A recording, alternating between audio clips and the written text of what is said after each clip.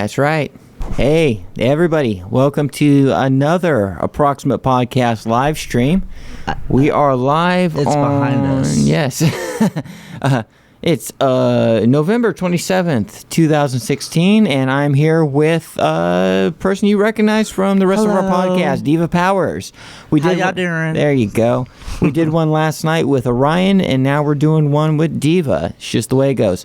So we have some things to talk about. It's going to be a little loosey-goosey, but we're angry tonight. Angry, yes, motherfucking, we just went over a big fucking conversation over a nice big meal, and we're all riled up. Diva, what angers you right now? Right now, like this second? Yeah. Not much. I mean, you know, child murder in Darfur and whatnot, but you know, that's always such a loaded question too. What makes you angry? Well, I can tell you what we've been angry about, what we were talking about during our dinner. We can talk about that, sure. Yeah, we were talking about weakness. By and large, weakness. Yes, and how there are people in the world who will let people talk shit to them, stare at them, be ugly to them, especially like in a public place, like a restaurant or a grocery store or wherever. Oh, you're on a tear. Go. They will let people do all that shit, and they won't say anything. They won't look at them weird. They won't say nothing to them. And then they'll get back home on Facebook and be like, I was in the store and this guy said something to me and it was horrible. And he was staring at me and he wouldn't stop and I felt unsafe. Well, you know what? That's when you say, you got a fucking problem? Hello? Like, why are you fucking staring at me? What? I got shit on me or something? Like, you got to stand up for yourself. You have to say something. You absolutely do. I was talking to you a little bit ago about how I've encountered these kind of people on social media. I don't know a lot of these people in real life because I guess I just don't associate with that kind of people. But online, yeah, I get some people coming my way, and there are...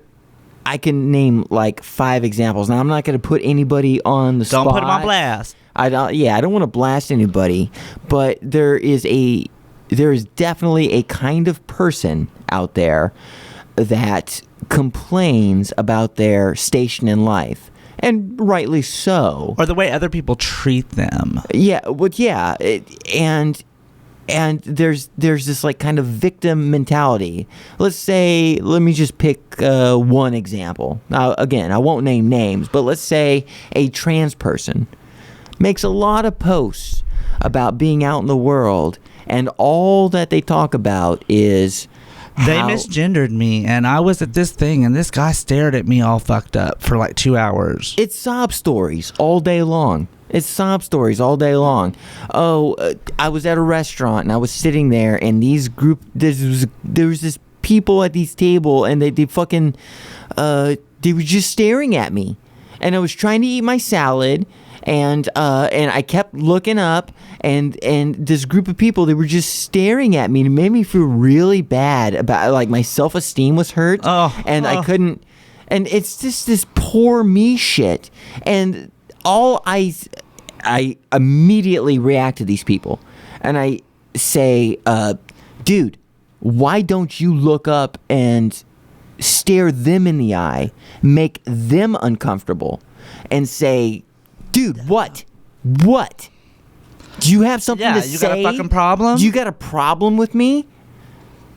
Like, make their lives uncomfortable. Nine times out of 10, like, why should they have the normal life? The difference between them having a happy life and you having a happy life is you saying something. They're the asshole. They're the piece of shit. So it's your job to let them know that they're the piece of shit. And you know what happens when I make that suggestion? These motherfuckers come back to me and they say, "Well, I don't want to be that kind of person." What do you mean that kind of person? Oh, a happy person? A person that isn't fucked with? That all goes to the societal perception of aggression and females, I'm telling you. I think it's shittier than that. And maybe this is me being wrong, but I think, like in this particular example, I think that when they say that, they think that, let's say it's a trans person. Yeah. Okay? Yeah. they think that being submissive is a part of the game, so they can't say anything back to the people that are making them uncomfortable, because that's what it means to be a woman in their completely misguided view of what being a woman is. In my opinion, a lot of especially male to female trans people tend to have an idealized female form, an idealized female personality in their head of what they're eventually aspiring to become. And a lot of those ideas are shaped by pornography or, you know, celebrities they see in the news. And so they have these unrealistic, you know, ideas about what a woman is, you know, crazy makeup and crazy hair. Right, completely misguided. None of those things make a woman a woman. None of that. Absolutely not. Absolutely not. And so there's absolutely no reason. I think there are people that are so, like, malformed that that they put all of their being into a surface level, like they think that's what equals happiness. Yeah, if the surface is good enough, people will like me and my life will and that will take care of all the problems. They Yes. never realize that you have to be a person first and foremost before gender is even a thing in your brain. Because without gender that, is shit. Gender doesn't mean nothing. It's arbitrary, and it means nothing. That's icing on the cake of being a human. Yes. But you have to be a good human first. And so maybe it makes sense to me now that I've said that people that don't stick up for themselves are people that simply never paid attention to being a good person first before they ever thought about what gender means to them. Well, and the whole thinking that they're going to find their fucking their salvation through gender. Some people are really brought up with manners too, like, and they think that, oh, if I say I'll give you that. I'll give you that. say something in public, it's we live in gonna the be South. That's a ugly, good point. and you know I shouldn't act like that, and that's, you know, going to their level. Fuck yeah, go to their level, and shut it the fuck down. Like, bam. I think again that I'm presupposing. You know, I'm saying where I come from, because I'd like to think of myself as a well-rounded person ever before I consider my gender. I really do think gender's just a nothing thing. It matters to me as much as the clothes that I wear, or you know. But it doesn't make you who you are. It doesn't make me who I am. It's a thing for myself. Yes. And not how I'm not doing it for society. I don't do any of the gender shit that I do in order to make other people happy. Fuck yeah, that's them. ridiculous. That's just my own fucking private trip. What I want people to see is who I am as an actual person. Well, that never happens though. It does if you're forefront about it. It does if, like, I don't get a lot. This is why I don't get picked on. Nobody picks on me. I don't get a lot of bullshit, because what people see is a firm handshake. I look them in the eye, and I got strong things to say. I got smart things and opinionated things to say. I'm like a well-formed person. But you don't ever come up against that thing of, like, as being perceived as female by society. But the thing is, that your smart things and your interesting things and your assertive things are things that people essentially don't care about. Because you're a female. Because no, it never happens, because here's the way people work. People will see through all of your bullshit so long as you are a confident person. True. So long as you're a confident person, confidence speaks volumes over it all does. the makeup you could wear, no matter how you do your hair, or what dress you're wearing, or if you're a dude, same thing, or if you're in between or non-committal. It doesn't matter. None of that's surface level shit. The confidence is what does your it. life is going to be bad. Your life is going to be better so much insofar as you are a confident person. People will forgive anything if they see a leader. If you are a leader of yourself, if you are confident in yourself, and you approach the world with a fucking sturdy handshake, and you look at people in the eye, and you know what you're talking about, people will forgive anything. That's true. It's the whole, if I look like I'm supposed to be here, no one will question that I'm here. Absolutely. So I never get fucked with. And I'm like a 7. In tranny world, I'm a 7. I shouldn't pass. People should pick on me, but nobody ever does. But I'm telling you that. Because my personality, my humanity comes out first. And then everything else, the fake tits, the weird haircut, the weird ass clothes, I can't dress myself. All that just becomes a quirk, you know? Nobody picks on me. Because I go and I grab life by the balls, and all I try to tell these weak motherfuckers on the internet is grab life by the balls first. Worry about your gender shit second, because that actually doesn't matter. I was telling a friend of mine that just the other day. She was like, well, I'm trans, and how do I go for job interviews, and what will people think?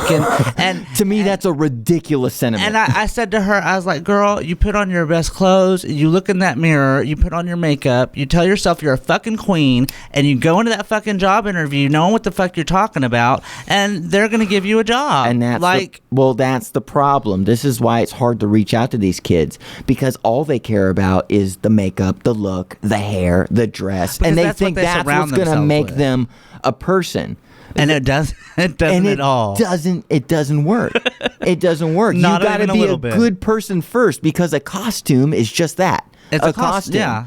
And shots fired. Did I offend anybody by saying, feeling like a girl is a costume? Yes, because whether you're naturally born a girl, naturally born a boy, or somewhere in between, for everyone across all spectrums, it's all window dressing. It's all a costume. You need to be a good person first. Read a book. Read a fucking book. Read a book. Read a book, and here's the thing.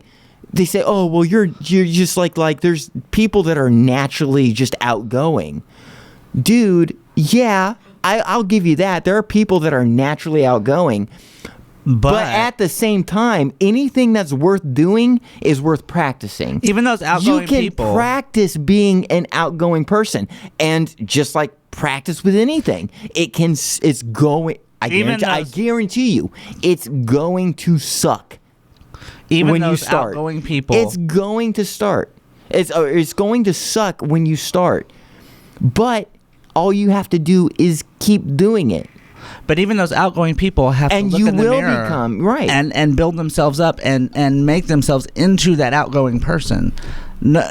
Even the most like comfortable in social situations person has times where they're like, I'm not feeling this. I don't want to do this. Oh, sure. And self-doubt is very important. Oh, yeah. You need self-doubt to help. Am I really pretty, or am I just totally delusional? And are people seeing horrible things this whole time and no one said anything? Like all that kind of stuff. Yes. Oh, yeah. No, self-doubt is it's the stone that sharpens the knife. You need to worry about people that don't have self-doubt. People that think they're the shit right out of the snatch. You know, those are the ones you got to worry about. Self-doubt is great. Feeling low about yourself is fine so long as you're making an effort to progress. And none of this has anything to do with your gender. It's you saying, look, I don't feel good about my life, and what can I do to change it? What can I do to change it? I mean, you got to start from the bottom up. You know, you can't work from the top down. So if you feel that you have a problem, identify the problem. As soon as you identify the problem, 9 times out of 10, I guarantee you, it's the way you interact with the rest of the world. Okay? So I'm not born with an outgoing personality. So how do I... You practice a little bit. Fake it until you can do it. At a time. Fake it till you make it. Sure, that's the easy synopsis. But what you do is you just start by practice looking people in the eye. Nothing else. And people find that confrontational though sometimes. Fine. That's part of the pain of bettering yourself. Bettering yourself, yes. Start with something small. You don't try to be everything all at once. Confident people have a big game to talk. They know what they're talking about. They're educated. They know when to shut up. They know when to talk. They know when to talk about themselves. They know especially when not to talk about themselves. They understand social interaction. That's confidence, you know. Having good emotional intelligence. Yes. But don't expect to do all that all at once. Start with a very simple thing. Hey, I got a problem in my life. I'm not so confident. I need to interact better with the world so my world becomes better. What you do? Pick a thing. Pick anything arbitrarily. I want to look people in the eye. Spend a few weeks just going to the store and looking people in the eye, right? Just do that. Once you feel you have that mastered, start working on your posture. No, this is a real thing. Say, you know what? I kind of slouch. I kind of look down. I kind of avoid people. Start working on that. Raise your head up a little bit. Catch yourself when you're in a lumped over position and maybe arch your back a little bit. Do these little things one bit at a time. Pick a project every few weeks and work on any little thing that detracts from being a confident person. And before you fucking know it, you're going to realize you're a happier person. Not because you magically made yourself happier, but because the way the world starts to interact with you begins to affect your life in a positive fashion. Go ahead. Also, though, like, people are going to have shit to say no matter what you do. It doesn't matter how you look. It doesn't matter what you say. It doesn't matter. There are always going to be people that have some shit to say. Oh, sure. There are always assholes. And you know what those assholes are comprised of? People that aren't taking the steps that you are to better yourself. You just have to, not when you see someone being ugly in public like that, or someone says some fucked up shit in public or whatever, you have to call it out. You have to be the one to stand up and say, that's not acceptable. Don't fucking talk to me like that. Back the fuck up. Because look, I'm going to be fair. I'm going to be fair. That's hard for a lot of people. As stated before, that is hard for a lot of people. But again, this is one of these things where if you don't have a natural predisposition to being combative like I am. If somebody stares at me, I'll make a scene. Mm-hmm. But not everybody's like that. I get that. I understand that.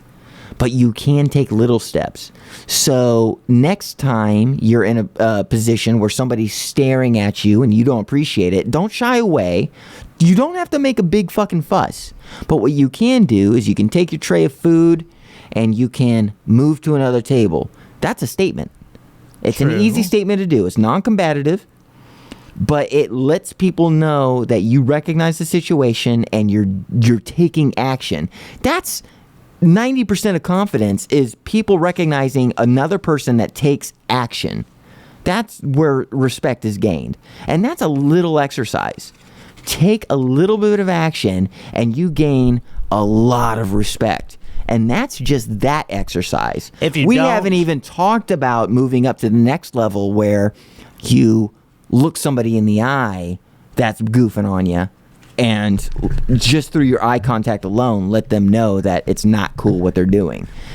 There's a ton of little things that you can work on one step at a time to make yourself not a victim. I think you just have to go out there and be who the fuck you are and live your life. And if someone wants to say something back. Do something back. That's easy for people that are already like that. I'm trying to reach people that don't have that kind of confidence. What my main point is, it can be built so long as you're willing to practice. I'm a great bass player, but on my first day, I was not. It took a lot of little steps over the course of 20 years to become a bass player that I can feel confident playing in any band or taking on any project. It didn't come easy and it didn't come fast. And that same mentality applies to being a confident person. You don't have to be awesome all at once. You just have to take little tiny steps if you're not satisfied with how you interact with the world. It's all about confidence. I always feel like it's other people that have the fucking problem anyway. Because, that's a cynical way of looking at the world. I'm not bothered if you want to talk your shit and point and stare and what the fuck ever. I've been to middle school. I'm over it. The thing is about villains in your life. I said it before, about 10 minutes ago or so. the kind of people that treat you like shit are the people that aren't advancing themselves the way you know you ought to. Or the people that see you being In yourself. fact, when people are picking on you, you get violent, aggressive types in your life, you shouldn't be afraid of them. You should pity them for not having the wherewithal to fix their lives to where they wouldn't be that way. These are people with problems. You know, they're not right for picking on you. They don't have a natural upper hand for being aggressive shitheads.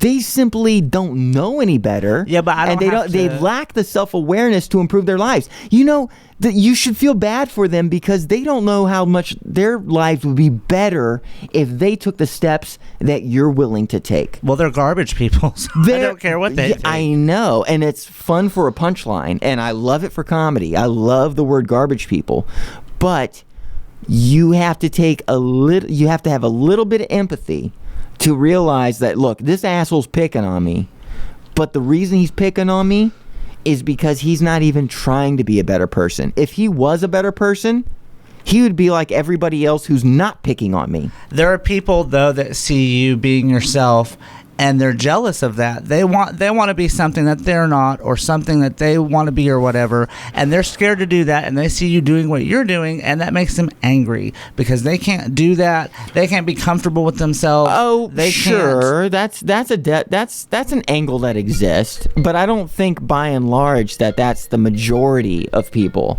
You'd be surprised. I get grown women that come up to me in the store all the time, and they're like, "Oh, I love your purple hair. You know, oh, it's so pretty. I wish I could have hair like that." And I'm always like, you wish? Like what? Is there some law I don't know about? Is your husband going to hit you if you get purple hair? Like, what's going on? Why can't you do that? Of course you can do that. You know? I don't get why people stifle themselves like that. I just do not understand that at all. Well, that's because you're not empathizing with them. Well, remember, not everybody is you. Why would you do that, though? That's such a miserable, shitty way to live. Let's get beyond complaining about it. Let's get beyond complaining about why people who we perceive as weak are weak and do something to help them, which is everything I've been trying to say during this past, 22 minutes. Well, that's why we got the counter right here. That's why I tell them, you can do that. You can. There's but no rules. But that say if you really want to help, look, you're already confident. You're good with you. You have some things you know you need to work on, and you're going to do that. You have a predisposition to doing that. So instead of goofing on a weak person, recognize the problem and then help without judgment. And I think that's the thing that people, when I try to do that, I think my approach is bad. Because I'm really aggressive about telling people that they need to stick up for themselves, and it turns them off because by their very nature, they're not aggressive people. And so whatever lessons I may have to teach are lost. They're lost. Oh, no, it happens. Don't worry about that. And so that's something I know I need to work on because I can't do any good in a world where I think I have it all figured out. And you need to learn the Oprah, "Hey girl, let's have a talk." You need to learn that kind of feeling when you help people. Oprah's a cunt, and I want to stab her in her face. She can eat all the bread she wants, though. She got a point system. I'm kidding. I don't know from Oprah. I don't. She'll I get don't us. Have an opinion about her. She knows all and sees all. She will get us. Sorry, Oprah. Don't hurt me. I still love you. She sees us. She knows exactly what we're doing right now. That's right. Oprah, she is YouTube. Oprah sees and knows all things. She really does. Yes. We should shut up. But yeah, I mean, look, we actually do have some people in the chat room, so okay. I'm gonna read some of these questions and comments. Yay, Sorry, questions and comments. We've been on a tear. We do know that you're here. We are going to read your things and respond to them. Yes. So let's pick a first one. We have Abby Watkins. She was in the room yesterday, and okay. Hey, Abby. Yeah, say hi to Abby. Abby Watkins, first thing I want to do right away is I need your Twitter account because I tried to talk to you today on the Twitter thinking I knew your name, and I hit up a completely different Abby, and that Abby was like, "What the fuck are you talking about? Who are you?" And I completely embarrassed myself. So give me, if you have a Twitter account, go ahead and type it in the chat room, and I'll add you to my list. What's our question? But Abby says, she's spoken up a little bit. Let me pick a good one. Hold on. Give me just a second. Say some stuff while I look. So, I don't know what to say. Oh, well. Sing a song. I'm not going to fucking sing. That is ridiculous. Patently ridiculous. Who's your favorite singer? Not Britney Spears. How many people are in the chat room? I would say, well, I'm trying to pick out a question. It looks like there are about, well, I can see. Hold on. We got an official number. Yay, official number. We got 5 watching right now, but that doesn't account for all the ones we ignored while we were gabbing. I'll tell you what, instead of reading through all these, because they're going to be relating to things we spoke about minutes ago, Abby, give me a brand new question. And Shanna's back in the room. Hey, Shanna. What you doing, girl? Shanna, also give us a question. So glad to have you guys back. You guys were wonderful yesterday during our kind of impromptu live stream. Glad to see you guys back. So while we're waiting for their questions and comments, yay, people. What else? We were just like really mad about that, and I'm really we were feeling our feelings. Yeah, I'm really upset about not being able to reach out to people the way they need to be reached out to. You know, but that's the horrible thing. People don't necessarily agree when you're like, hey, I think you should make yourself better. No, I have good things to say, but I'm not saying them the right way, and I'm losing people. People are putting me on block list and muting me because I'm not taking the way they are into account, and I'm not putting myself in their shoes. Even though I know they need help, I know, like, you can tell by their age and what they're saying, what position in life they are. And you're like, oh, dude, no, I've been there. I know how to help. Let me help you. But I'm saying it way too aggressively, and I'm not reaching them. I'm shutting them off before I ever get to help them. And so I think that's really what's upsetting me a lot these days, is I need to refine my approach. I'm serious. You gotta learn that more conversational sort of, girl, let me tell you kind of thing. Yeah, it's really easy for me to like be informal in front of friends, family, and fans that have gotten to know me over the years. But I, kind of created a bubble by doing that, and I feel like I can talk that way to everybody. But it only works with friends, family, and fans. My approach doesn't work outside of the comfort zone I've created for myself, and that's a thing that I feel I need to work on. Well, I think everyone's guilty of that to a point, though. Oh yeah, it is. And if we could all recognize that that's a problem, and to be able to get past that, I think the world would be a better place. Well, I mean, people understood each other. Yeah, the world would be a better place. But there are people in the world that are just there in analysis. They're going to be left behind. They're not going to be on the right side of everything. And in the end, no one will care what they thought or what they did at all, because they're horrible and stupid. So, well, Shanna's chiming in here, and she's chiming. I just said chiming in. She's she's doing exactly what we asked, which is to pose a new question or comment to where we can see it in real time. So I'm going to respond right away. Okay. Shanna says, well, the worst way to try to get people to do something is to start out telling them that it's their fault, or that they are responsible for this or that. And I totally agree. Because I come to people, what I suffer from is what everybody suffers from when trying to talk to another person they're not familiar with. And that is, we put our experiences we project our experiences onto people who aren't us. We assume they already know the things that we know. Yeah, why don't they know that? So why should you have a problem? I got it figured out. Why don't you have it figured out? And that's a really shitty way to be. That's a really shitty way to be. Because you don't. There's 7.5 billion people in this world. And you, me, you, Ada's in the room, but she's not on camera. We are all completely living inside our own heads. And there's no way. One, we have the luxury of being able to do that here. We live in America, and we have the luxury of doing that. There are people that have to get up and think, what garbage am I going to scrounge up today to feed my children? Like, they don't get the luxury of being stuck in their own heads. Right. No, you're absolutely, there's they a have lot other of people, shit to do. Yeah, this should all be prefaced by saying these are really kind of first world shitty problems. But if it's in the... if it's in the vein of trying to help even first world people be better people, then I'm for it. I have nothing to say about people that are just trying to survive.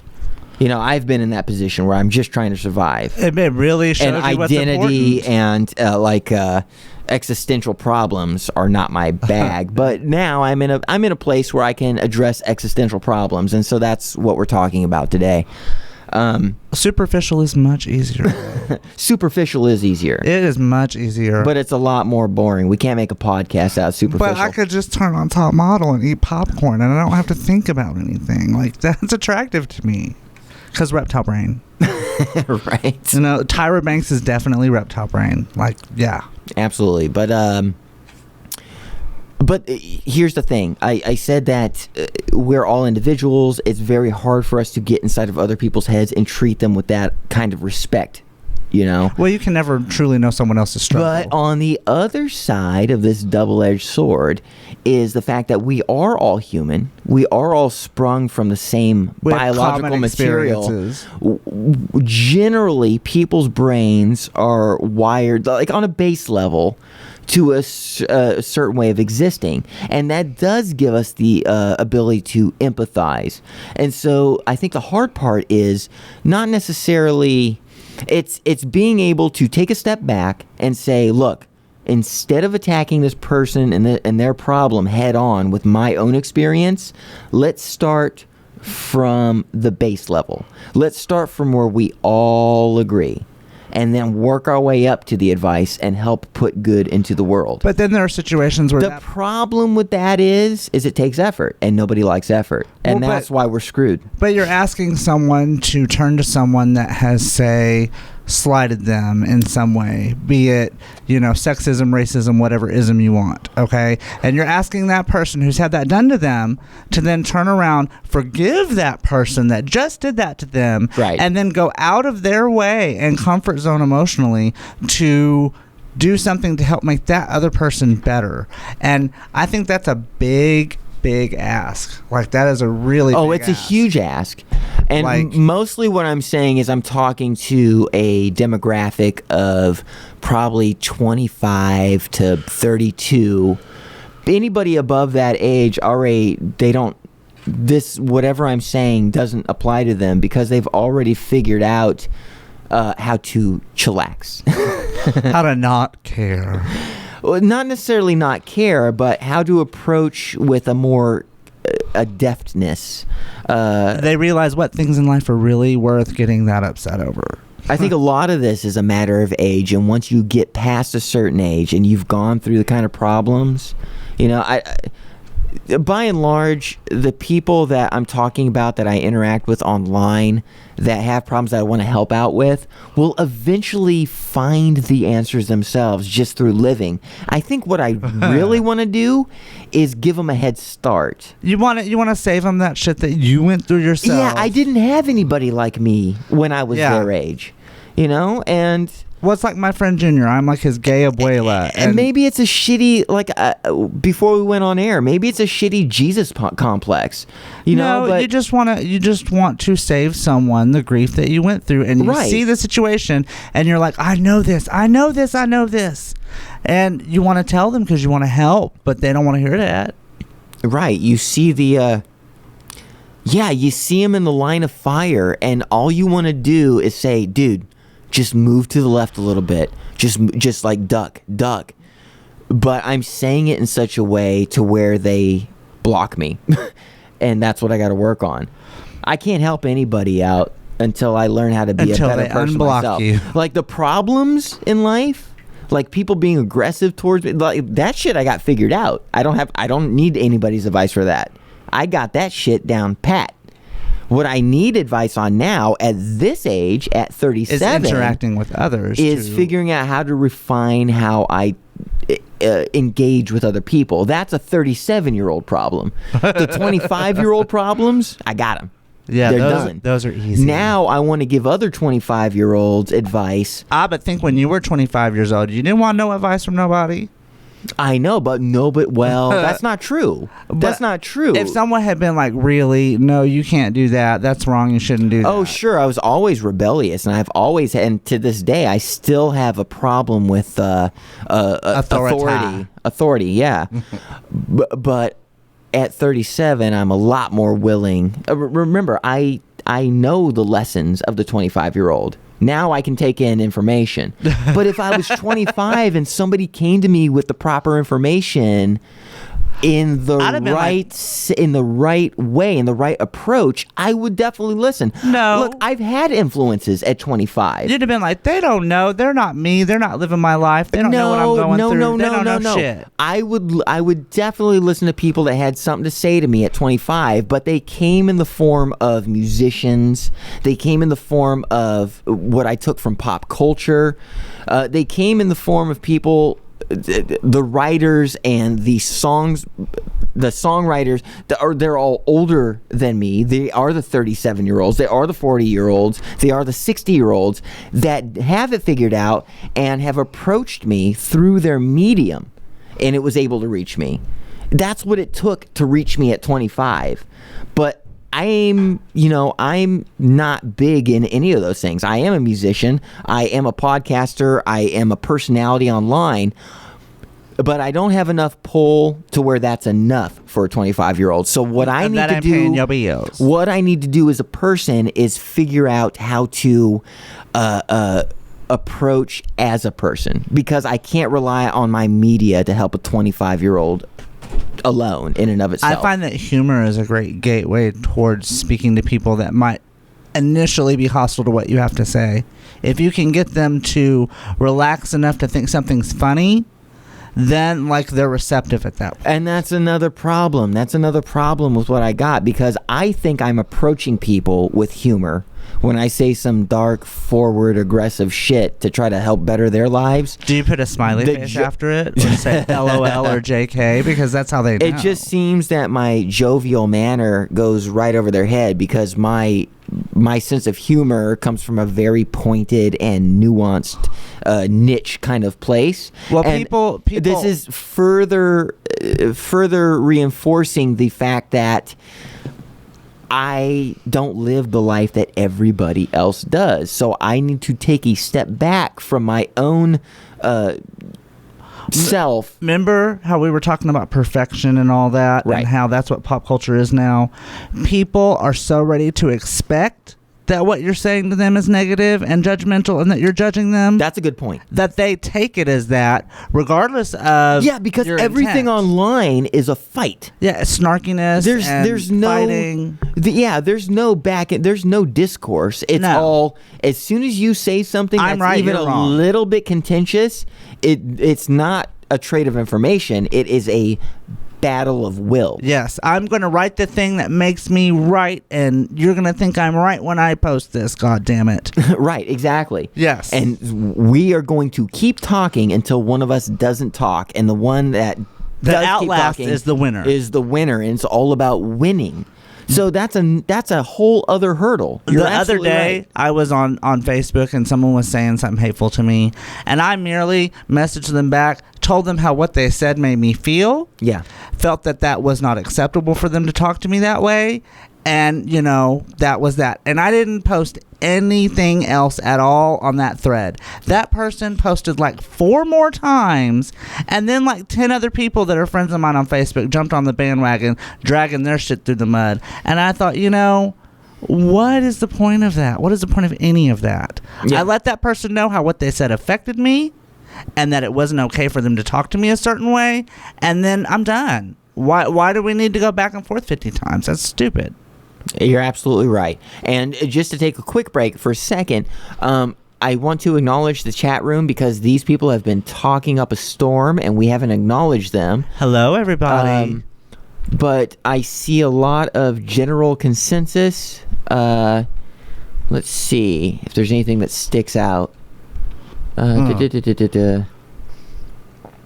Yes. Adel and B and Shanna and Abby Watkins, I really, really appreciate you being a part of the show. I know we're not reading your questions out loud, but I do see them. We are seeing them, yes. And yeah, they're basically just adding on to what we're saying, and I'm glad that this makes sense to you. Thank you. We're not totally crazy people. We haven't run them off. Good to know. Yeah, we haven't run them off. Man, hey, how was your day? It was okay. It was a standard day. What does standard mean for all the people that don't know you, Diva? What's a standard day for Diva? Standard is pajamas and talk shows on my couch, maybe a trip to the store, and then like staying up late watching old black and white movies on my couch. Sounds like a good day. And yeah, it's a good day. I'm very privileged. I get to live a life where I can recover and I don't have to work and all that stuff. So I'm happy about that. Excellent. My day was we had a special day today for the Approximate podcast for the crew of the show and for Ada. I don't even want to say her last name. Just good friend of mine, Ada. And Katie, who, if you've been paying attention to the show, you've also seen her on the show. Hashtag pray for Katie. Yeah. She is our kind of behind-the-scenes person. She does a lot of our paperwork, and she's been on the show a few times. For all the crew, I put together a late Thanksgiving dinner. Yes, she did. Yeah, and you can see pictures and videos of that on the Twitter if it takes your fancy. But yeah, today was spent making turkey and stuffing and mashed potatoes and all the trimmings for my folks today. I had the privilege of being able to spend a very decent Thanksgiving with my family, and I guess you did too, to a certain degree. I got to spend Thanksgiving with a friend of mine, but it wasn't... Like, all the people that are most important in my life they had a Thanksgiving, but maybe they didn't have the best Thanksgiving in the world.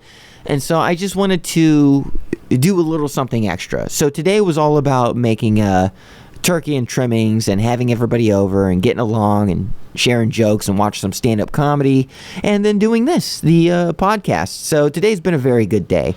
And that's been my day. Yeah, that's it. Oh, and drinking wine. Hey, speaking of which, where did I put it? I'm making this a thing. I've been trying to for the past 3 podcasts, and I've been tweeting all about it. I'm going to hold this in front of the camera. This here, what I'm holding in my hand is like bluish poison. I don't know if you can see it or not. Yeah, it is poison. This is the Approximate cocktail, the official drink of the Approximate podcast. It's very simple to make. You go down to your local corner store. You pick up a cheap bottle of Chardonnay. Okay? Cheap. Very cheap. Get a very cheap bottle of Chardonnay. Get some Woodbridge or something. $11 for like 9 gallons. Get that. And then you buy a bottle of Mad Dog 2020 blue flavored. Yeah, okay? It will say bling on the bottle. That's how right. You know. It's very classy. It's classy. And what you do is you take those 2 ingredients, you bring them back home, and then you get a little tumbler glass like this. Has to be a tumbler. Absolutely. The amount doesn't matter. What you need is the ratio. You need 75% Chardonnay to 25% Mad Dog 2020 blue flavored, and there you go. You got the Approximate cocktail.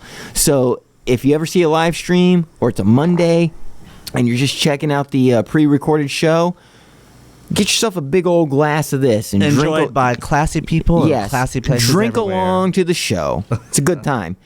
And yeah, hey, take pictures of it. I'll tell you what. Make an approximate cocktail. Put your Chardonnay and your Mad Dog 2020 Blue flavored into a cup, and tweet it to us. Do that. Absolutely, and we will feature. And we will pray for your kidneys and We liver. will feature we will feature it. We'll feature it on the show. Take a picture and we'll put it on the show, and we'll name you and promote whatever you got to promote because we're just that nice. I think that'd be a fun thing to do. Oh yeah. Yeah, show us your cocktails. Make deviations of it. Put your own little spin on it. You want to put a little squeeze of deviations, lime. I'm scared of that. Yeah. You want to put a little bit of, maybe you throw some Tabasco sauce in it. I don't know what you do. Whatever it is. That's horrible. Why would you do that? Do it and take a picture and send it to us, and we'll feature you and your approximate cocktail on the show. So that's a fun thing. Let's see if there's anything else in here on the chat room that needs to be addressed. I'll address it. Otherwise, we will head out. We are at 45 minutes, and that's a pretty good length. All right. Let's see. For turkeys. It was nice to see all you wonderful people. Yeah, hey, Shanna. I'm seeing here you say, LOL, not a chance, horrible memories from high school. Elaborate on that because that sounds interesting. I'll address that and then I'll head the show out. Scandalous stories from your 20s involving Mad Dog. Go. Shanna says length isn't everything. Oh. Thanks for coming online. Abby Watkins. Yeah. That was what we drank. Shanna, wait. Oh, Orange Jubilee though. What was it? Shanna, what was in your that's drink? Rough. Shanna, what was in your drink? What was your cocktail? Because mine's just wine and Mad Dog. What's yours? We're waiting for Shanna to answer. She can take her time. Mine's vodka and Sprite. Vodka and Sprite. So Yes. that's not a White Russian. That's milk and That's just vodka. alcoholism. That's just alcoholism. That's just alcoholism. Do you have a Sprite and vodka? That has to be a drink of some sort. It's a vodka and 7.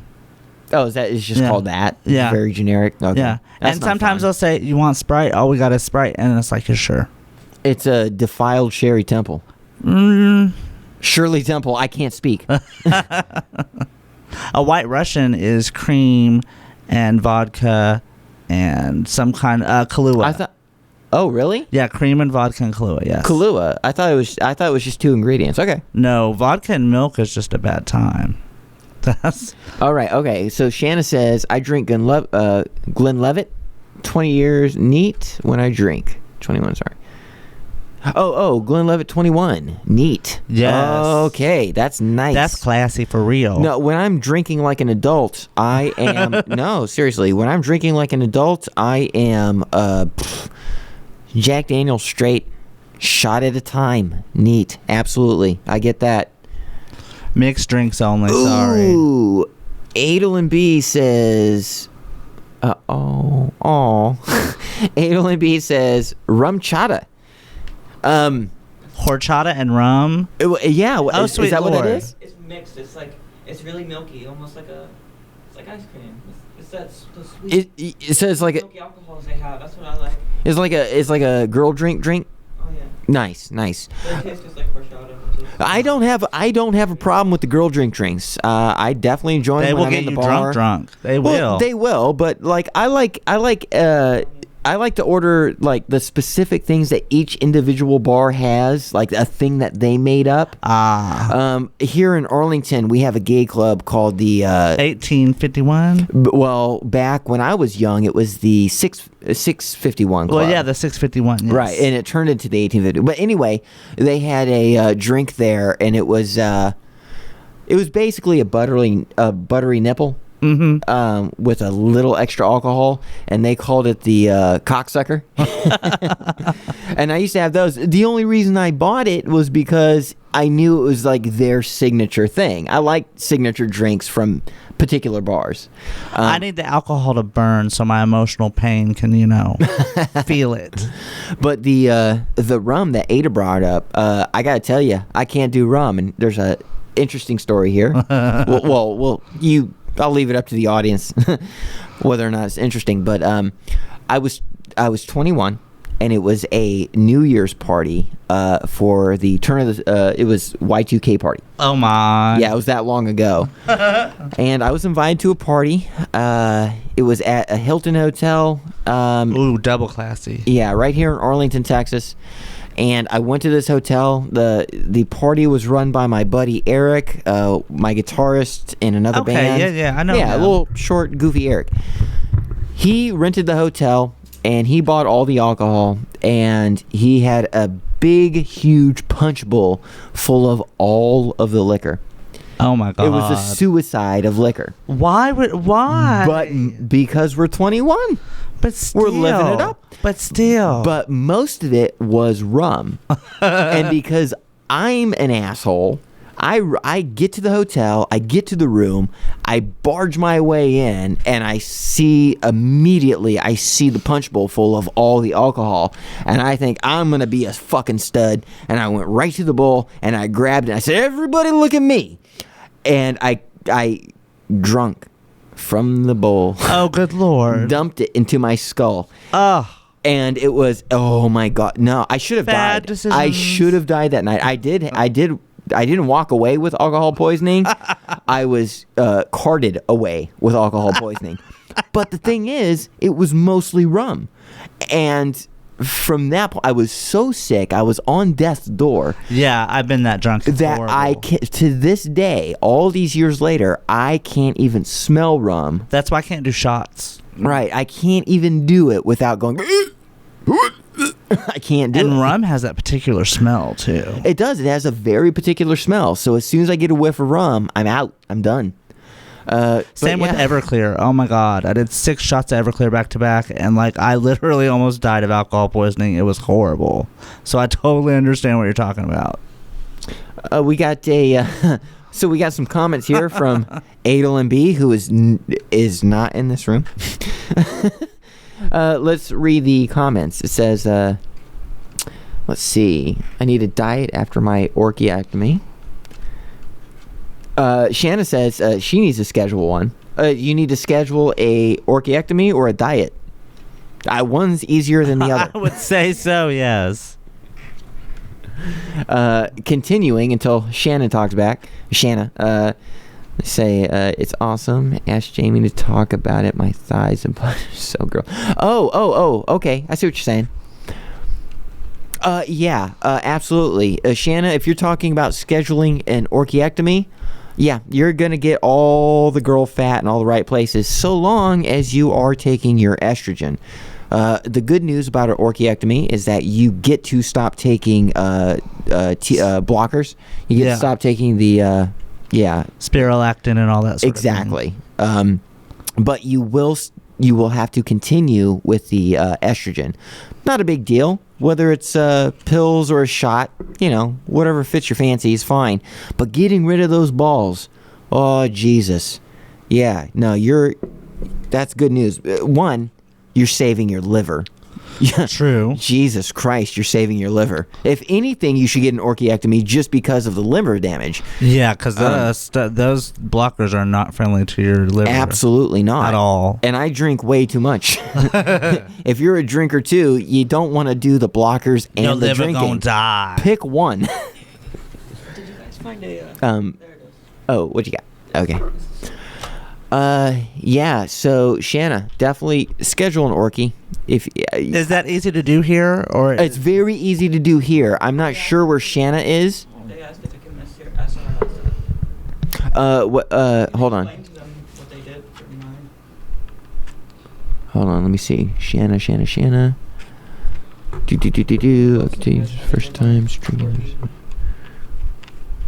Oh, Shanna, wait, okay. Hold on, Shanna, you gotta quote from Plano. So you're going to my doctor. You're going to Dr. Harris, aren't you? If so, are you in Texas? Or are you planning on making a trip out? Shanna, Texas A&M. I did not know that you were around here. That's Come pretty on, fucking A&M cool. fish, yes. Hey, you go to Dr. Harris. You're in good hands. I've referred Dr. Harris to 3 other people, and it's been aces all the way across the board. He's also my doctor, so yeah, I vouch for him. It's good work, Dr. Harris. I need a weed doctor. If it would botch future SRS. If it would botch future SRS.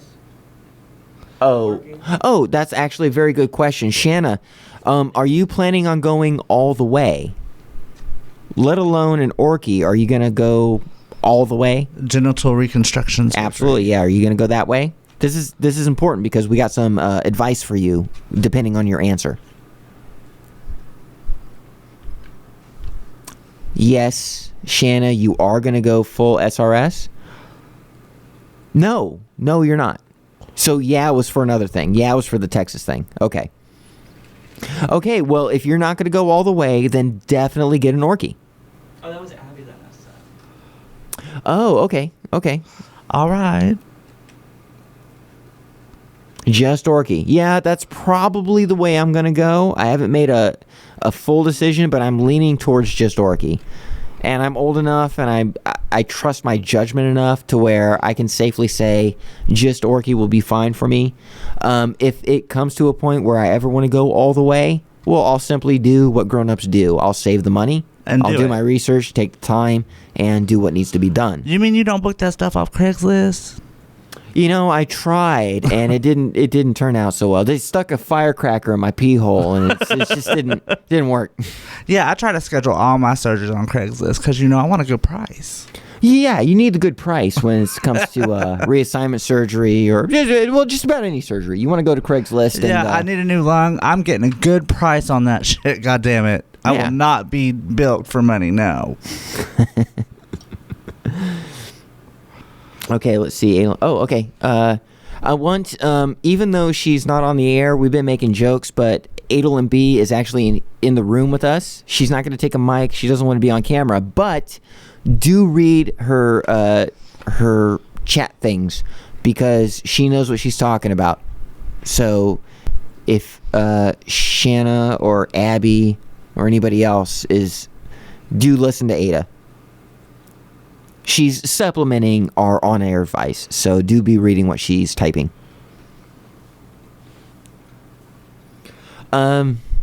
We are at 56 minutes. I'm gonna rein it in, and Okay. what I'm gonna do is I'm gonna give everybody one last chance to send in their questions and whatnot, Questions, comments, what and have you. we'll answer the last batch, and then we'll get the fuck out of here.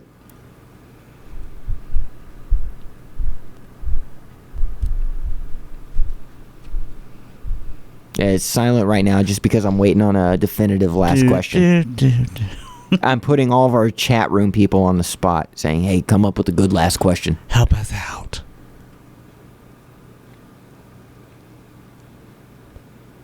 Abby says, thanks again, you too. Much appreciated.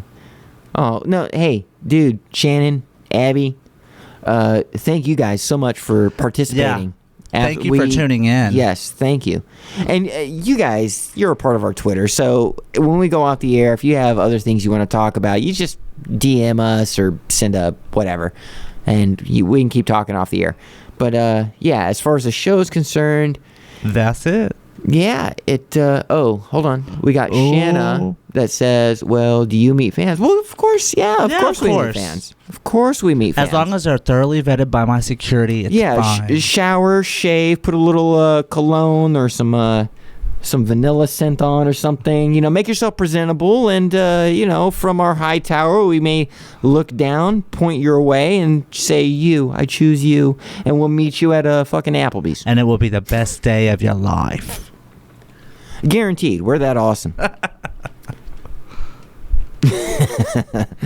Okay, I think the kids are done listening to us, and I think we're done talking. So we're going to wrap up the show with an official closer. Everybody, You've been listening to the Approximate Podcast. This one's a live stream. You can hit us up at 817-673-3704. That's 817-673-3704. Leave comments, messages, mostly text. Text is best. And we'll address your concerns, questions, and comments on the show. You can find us at approximatepodcast.com. You can also find us on iTunes. Just look up Approximate Podcast. And most definitely, and most importantly, you can find us on YouTube. Yes. YouTube, if you're looking at us here, then you already know where to go. Hit subscribe. That's the important thing. Hit subscribe. That way we don't have to put on a Patreon account or a Kickstarter. The more people that subscribe, the more money comes our way without you having to spend a dime. And that just makes the show better. And so that's America. Definitely subscribe. And if you're already a fan of the show, retweet the show, share the show, and tell other people to subscribe. Let them know. Yeah, that's what a fan base is all about. We give you the stuff you like to listen to. You give us a little bit of money without having to give us any kind of money at all. Nice. Yep. So that's it. Oh, you can also find us on SoundCloud, but SoundCloud's not really doing anything for us, so fuck them. So yeah, we'll see you guys later. Bye. Bye. We'll see you later. Bye.